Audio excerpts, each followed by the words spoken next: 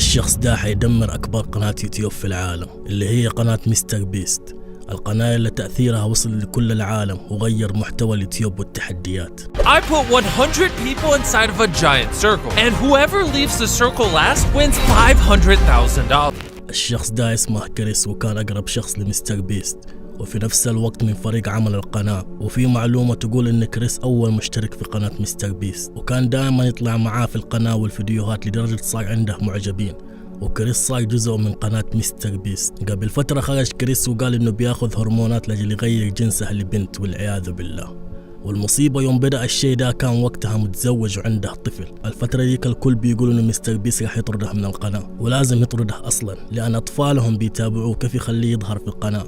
خرج مستر بيست وقال وقتها إنه ده صاحب ومن أقرب أصحابه لازم يوقف معاه، باختصار ما راح يطرد. ومرت الأيام والسنين فجأة الغرب بدأوا يفضحوا المشاهير المفترسين واللي عليهم شبهات. من يوم ما طلعت فضيحة دكتور ديسريسبكت إنها متحرش بالأطفال وتم كنسلتها، صاروا الغرب يدوروا في ماضي أغلب المشاهير. I would think. Now, of course, being that this is again a video, even if it is a video, I can't exactly 100% verify these messages, right? This is again allegation stuff, but it's pretty serious, okay?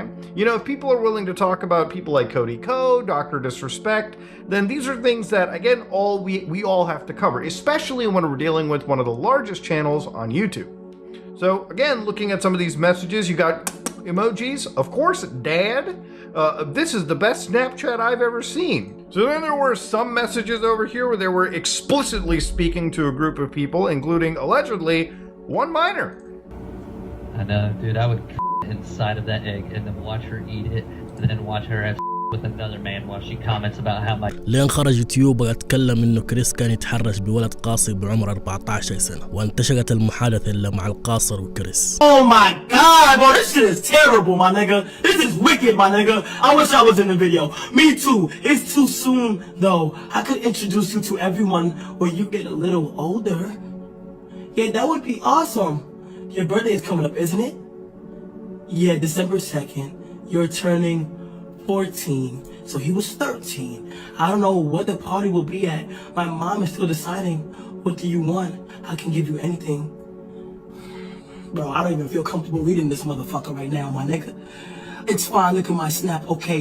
You know if a nigga directs you instantly to a snap, you know some sus shit going on. I don't give a fuck. I love you. I love, yo, this nigga, no, bro. No, my nigga. No, bro! Oh my god, my nigga. I love you? The nigga said, I love you. I meant I love playing Minecraft with you. يجيك واحد يقول يمكن بيضخم الهرجة وكانت نيته كويسة. في تغريدات كثيرة بعد ما انتشرت كريس حذفها من حسابه، وواحدة من التغريدات انه كان بيدعم الشخص ده، والشخص ده تقدر تقول عنه مختل وقذر.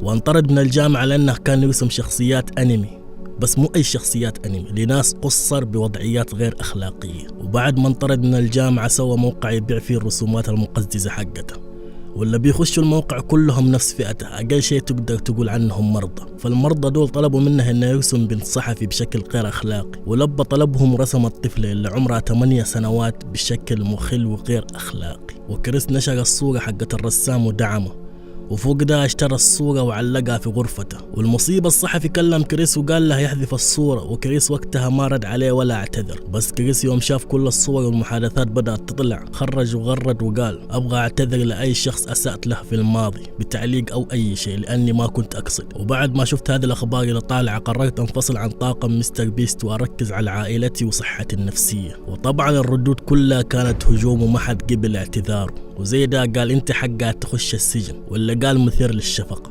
وجارد الصحفي اللي كريس نشر صورة بنته وقال انت ما اعتذرت مني قبل 8 سنوات وقلت لك الرسمة دي رسمة بنتي وانت ما اعتذرت وظليت تدعم الشخص اللي رسم بنتي بالطريقة هذه. ايش اللي تغير دحين؟ From Mr. Beast used me, manipulated me, and did very inappropriate things with me while I was about 15 years old. He would also frequently bring up sexual topics that was definitely not appropriate to bring up around 15, 16-year-olds. Especially with him being like, I don't know, 20, 21 years old. He would even go as far as linking me several different corn and hentai videos throughout the time of me talking with him. وبعدها في واحد برضه انتشرت له صورة لما كان عمره 13 أو 14 سنة متصور مع كريس، وكانوا وقتها بيصوروا مقطع فورتنايت في قناة الجيمنج. والآدمي داك بعد المقطع صار يتواصل مع كريس كثير، لدرجة انتشرت له تغريدة الولد قال لكريس فيها رسلت لك صورة لي خاصة شوفها ولا توريها أحد. وبعد ما انتشرت التغريدات خرج الولد وقال كل الفيديوهات الكلام اللي فيها غلط، وكريس ما سوالي أي شيء، واللي بيننا كان مزح، وأنا ما حد استغلني ولا إني ضحية. ومن بعد التغريدات اللي انتشرت أكيد الناس ما راح تقول كلام فاضي، وعلى طول جاء له رد وشخص قال له كم دفعوا لك عشان تقول كده؟ قال ما حد دفع لي شيء. وجاه رد ثاني قال فيها الشخص أنت ضعيف وأنا آسف إنه صار لك اللي صار لك، بس لا تحس إنك لازم تبرر أو تغطي على هذا الوحش المريض. وغرد شخص وقال مستر بيست يعرف كل شيء. وقتها طلع شخص كان في طاقم عمل مستر بيست وقال ترى اللي بيسويه كريس مستر بيست كان يعرفه كله. Turn off the music. I'm outside Mr. Beast's studio right now. Here's a cornfield. I'll explain that tomorrow. I've just been driving by looking to see, is there an FBI raid going on? What's happening? My name's Dawson. I worked at Mr. Beast from February to May of this year, 2024. Chris is the tip of the iceberg. And when Jake the Viking says Mr. Beast knew, yeah, Mr. Beast knew. I heard many times that Ava, Chris Tyson, is a major liability, but they can't get rid of her because she's already threatened legal action and she knows too much. And when all this information comes out about everything that she knew, everything other people know, I promise you on everything Mr. Beast has done. Amazon, if you can get your money back, get your... ومن بعد الفيديوهات والمقاطع والصور والتغريدات بعد 72 ساعة طلع مستر بيست وتكلم وقال في آخر كم يوم عرفت بالادعاءات اللي كانت حول كريس، وأنا مش مئز من تصرفاته وما أدعم هذه التصرفات. وخلال الفترة الماضية استعنت بمحققين عشان نبحث عن صحة هذه الادعاءات، وأنا شفت اللي يكفيني في السوشيال ميديا، فقررت قرار فوري بإزالة كريس من قناة مستر بيست لأني ما أؤيد أي تصرفات غير لائقة. وراح نكمل بحث وتحقيق شامل وراح نتخذ أي إجراء آخر بناء على النتائج اللي راح نوصل لها. وهنا رسميا كريس انطرد من قناة مستر بيست وفوق ده راح ينسجن. وإذا وصلت لهنا أتمنى ما تنسى زر اللايك وصلي على النبي.